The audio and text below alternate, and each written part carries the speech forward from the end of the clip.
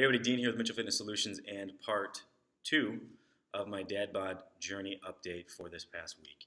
I did want to separate these because I'm trying to keep these not too long-winded, but nevertheless there's just so much information. So that's the point of keeping these separate. And I do apologize, my hair is not normal. I'm getting ready to get my hair cut. So nevertheless, so the second portion of what I want to touch on and kind of dive a little bit more into is when I'm having an off week, because that's what I talked about in part 1, how bad my week was. In that situation, what are some of the key fundamentals for my programs that I'm always keeping implemented or keeping in place regardless of how bad my week is? So let's talk about that. It's 2 I'm going to go into today. They're very simple, but they're very important. So the first one is I'm always ensuring that I'm eating consistently, okay? I can't tell you how many times I have this discussion with new members, people that are new to my facility, new to our programs and the way that we do things. If you've heard me talk in the past, I'm not big on counting calories, okay? There's much more to it than just calories in versus calories out. And that's another conversation. But the point is, the problem with it is that it starts to get people in the thought process that food is what makes you fat, okay? And it couldn't be farther from the truth. This is not the case. What actually happens if you are restricting calories, or more importantly, if you have these huge gaps between your meals, what will happen is your body will start to respond to that. It'll pick up on that habit, and it'll take everything that you're eating at whatever meal it is, and it'll store it away. And it stores it away as a safety mechanism because it doesn't know when it's going to get fed again. Okay? So now let's flip the script. If you can get eating every 3.5 hours, so consistently, that's usually the rule of thumb, what happens is your body responds in the opposite. It starts to dump everything and get rid of stored energy, or in your case, fat in the places you don't want it, because it doesn't have a use for it. It doesn't see any use for it because it's constantly getting fed. You're constantly stoking the fire, if you will. Okay, so that's something that if you think about it, that doesn't cost you anything to do. It's free. It doesn't involve a membership or anything like that. And that's something that literally you'll see changes in the mirror just from adopting that into your lifestyle.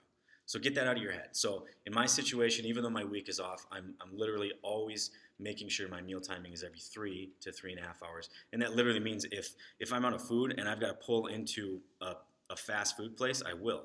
I'm very careful about what I order. But again, it's more detrimental to me long term to skip that meal and teach my body to start storing on or holding on to that stuff again versus dumping it. Okay, so I'll find food wherever I have to.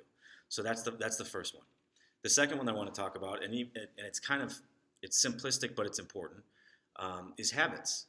So I talked about in part 1, and I've talked about it in a couple of videos, I'm trying to get myself out of the habits that I've now adopted from being laid up, from having my surgery, from being lazy, for lack of a better term. And I'm trying to turn those habits into what they used to be. And it's very hard to do sometimes because, and this is really where our programs, I think, separate from other programs. We dive a lot into the mental aspect of getting results. There's such a mental aspect.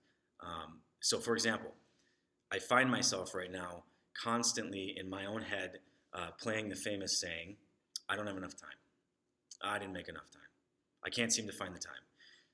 If you think about that logically and you think about it rationally, all we have is time. Time always continues. It never stops. So that said, the question then should be, what am I filling my time with?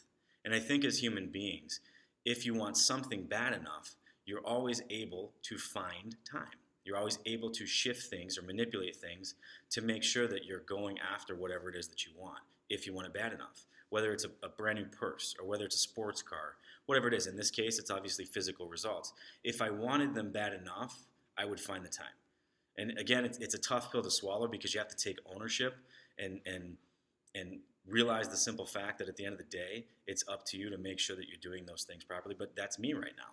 I'm in that phase where I'm changing these habits, and unfortunately, I have to look in the mirror sometimes and say, you know what? I got to make the time because that's all I have.